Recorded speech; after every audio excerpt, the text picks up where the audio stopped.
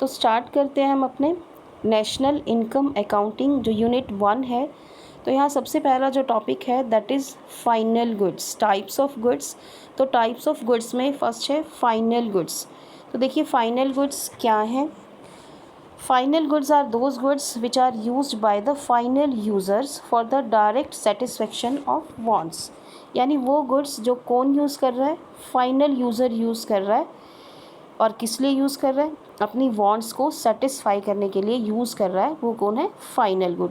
मान लीजिए I am feeling hungry, I went to the market and purchase a bread. ठीक है, I made sandwiches from this bread and consumed it. Okay, then bread is a final good and I am the final user.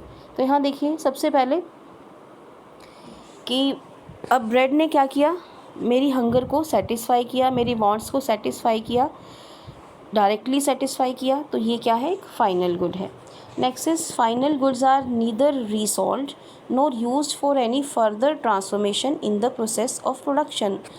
देखिए जो final goods हैं वो क्या हैं, resale नहीं किए जाएंगे और ना ही ये फर्दर ट्रांसफॉर्मेशन के लिए यूज़ किए जाएंगे, रॉ मटेरियल की तरह से यूज़ किए जाएंगे। मान लीजिए यही ब्रेड किसी रेस्टोरेंट ने ख़रीदा होता तो उस रेस्टोरेंट का मोटिव क्या है, उसको कन्वर्ट करना सैंडविचेस में और उसमें वैल्यू एडिशन करना। तो यानी तब ये फाइनल गुड नहीं होता। तो अगर किसी हाउस होल्ड ने इस ब्रेड को ख़रीदा है तो ये गुड क्या है, फाइनल गुड है।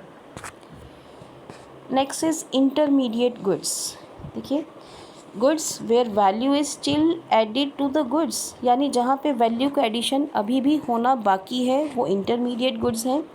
दे are used either as raw material for further production और फॉर रीसेल।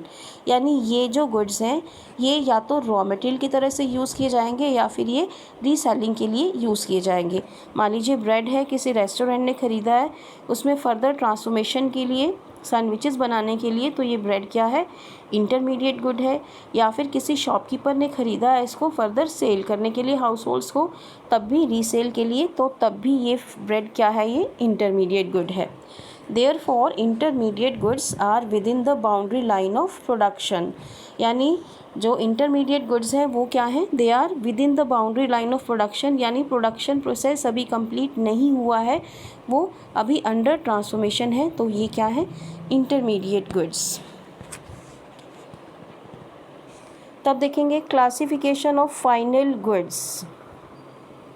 यहाँ देखिए सबसे पहले consumer goods are used for consumption by households and the government. ठीक है, तो यानी जो दो तरह के होंगे, मैंने आपको कहा था कि फाइनल गुड्स क्या हैं, जो फाइनल यूज़र्स के द्वारा यूज़ किए जाएंगे, तो वो क्या है, फाइनल गुड्स हैं। अब फाइनल यूज़र्स कौन होंगे, फाइनल यूज़र्स दो होंगे, कंज्यूमर या फिर प्रोड्यूसर। तो कंज्यूमर गुड्स क्या हैं, जो कि हाउस होल्ड्स या फिर गवर्नमेंट इनको परचेज़ करेगी। नेक्स्ट है expenditure made by them is refer to as final consumption expenditure. यानी अगर कंज्यूमर या फिर गवर्नमेंट कंजम्पशन के लिए गुड्स खरीदती है, उस पर जो एक्सपेंडिचर किया जाएगा वो एक्सपेंडिचर क्या है, final consumption expenditure. Next is producer goods are purchased by producers for investment in assets. तो जो दूसरा है प्रोड्यूसर गुड्स, वो क्या है, वो कौन परचेज़ करेगा, प्रोड्यूसर परचेज़ करेगा। और किस लिए परचेज़ करेगा, to invest in the assets. Next is refer to as investment expenditure. यानी प्रोड्यूसर ने फाइनल गुड्स पे जो भी खर्चा किया है वो क्या कहलाएगा, इन्वेस्टमेंट एक्सपेंडिचर कहलाएगा। मान लीजिए आपकी फैक्ट्री में आपने जो मशीन खरीदी, बिल्डिंग खरीदी, लैंड खरीदी है, तो वो क्या है, आपका इन्वेस्टमेंट एक्सपेंडिचर है। Direct and derive demand. देखिए इंटरमीडिएट गुड्स की डिमांड डिराइव डिमांड कहलाती है, क्योंकि इनकी डिमांड किस पे डिपेंड करती है, demand for the final goods. Bread मैंने आपको कहा कि मैंने अगर परचेज़ किया तो ये ब्रेड क्या है, फाइनल गुड है, तो मेरी डिमांड पे ही डिपेंड करेगी इनकी डिमांड, इंटरमीडिएट गुड्स की डिमांड। यानी अगर मान लीजिए रेस्टोरेंट है, उसमें सैंडविचेस की जितनी डिमांड होगी तो ब्रेड्स की डिमांड भी उतनी बढ़ जाएगी, तो इसे हम बोलेंगे डिराइव डिमांड। और फाइनल गुड्स की डिमांड क्या है, वो डायरेक्ट डिमांड है। एक ब्रेड मैंने अगर परचेज़ किया है अपने कंजम्पशन के लिए, अपने डायरेक्ट कंजम्पशन के लिए, तो इनकी डिमांड क्या होगी, डायरेक्ट डिमांड कहलाएगी। ये क्वेश्चन बहुत इंपॉर्टेंट है। Can the same good be intermediate और फाइनल? क्या आप किसी एक ही कमोडिटी को, एक ही गुड को फाइनल या फिर इंटरमीडिएट कह सकते हैं? Of course you can say, because the same good may be intermediate good और final good.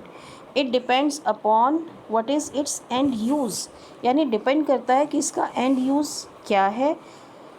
For example, milk purchased by a seller, किसी मिल्क सेलर ने अगर मिल्क को परचेज़ किया, उसका मोटिव क्या है मिल्क सेलर का? मिल्क को सेल करके वैल्यू एडिशन करना, तो वो क्या है?